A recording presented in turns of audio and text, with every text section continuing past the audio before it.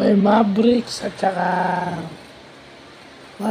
saka ito, Thunder.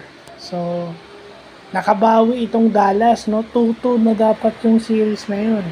Pero bumawi sila. Well, yung mga superstars ng Dallas nagpakita, no? Pero ang kagandahan doon, mayroon pa silang players na maaasahan.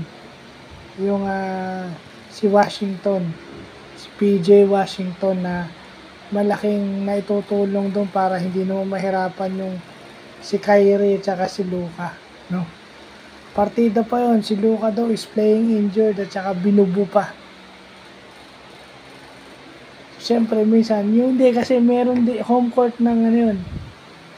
Home court ata ng OKC yun. So, siyempre pag binubu ang isang player, yung magaling na player, lalong ginaganahan yun.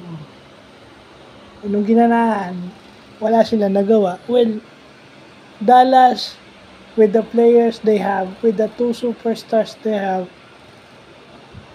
na known scorers, known great offensive players, kailangan talaga sila manalo nitong game na to. So, isang panalo na lang ang kailangan nila. Hindi natin alam kung aabot ng game 7 to. Depende sa kung paano babawi yung OKC. Dahil yung OKC Thunder, meron din namang ibubuga.